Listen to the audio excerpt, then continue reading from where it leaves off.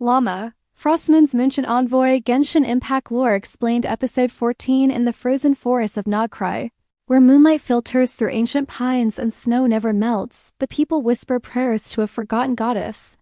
And at the center of their devotions stands a figure both mystical and mysterious, Lauma, the Frostmoon Scions Moonchanter. Lauma enters Genshin Impact with version 6.0, Lunar-Bloom, Song of the Welkin Moon. Releasing on September 10, 2025, she's a Dendro Catalyst user with glowing antlers, draped in ritual garments embodying the old traditions of the Frostmoon tribe.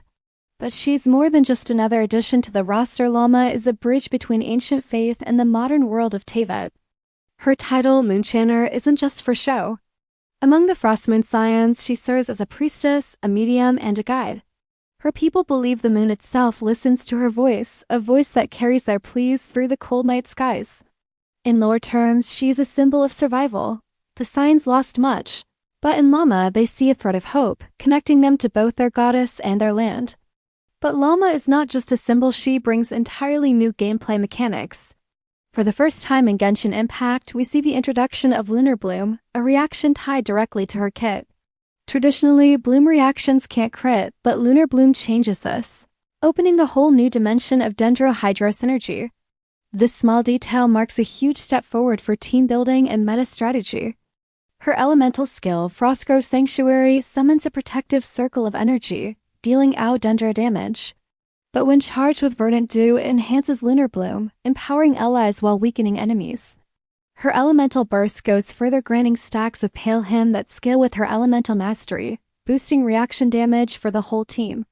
In other words, Lauma thrives as a support, but one with both offensive and defensive flexibility. And then there's her design. Those antlers aren't just aesthetic, they tie her visually to myths of forest spirits, stags, and the cycle of nature.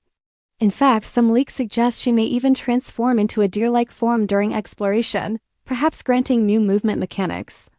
If true, this will be the first time a human character in Genshin gains an alternate traversal form, further emphasizing her spiritual role as something more than mortal. But beneath the mechanics lies the deeper question: why introduce Lauma now? Nod-Krai is a region tied to the moon, to forgotten pacts, and to Celestia's hidden history. The Frostmoon Scions are not simply survivors. They are keepers of secrets. Lauma, as their priestess, may know truths that others dare not speak. Her role could stretch far beyond support builds and combat utility. She could be the lore key that unlocks Nod-Krai's mysteries. Is she merely a healer of wounds, or the herald of something greater? When the moon itself becomes a battleground in Teyvat's growing lore, will Lauma remain a priestess, or will she ascend into legend?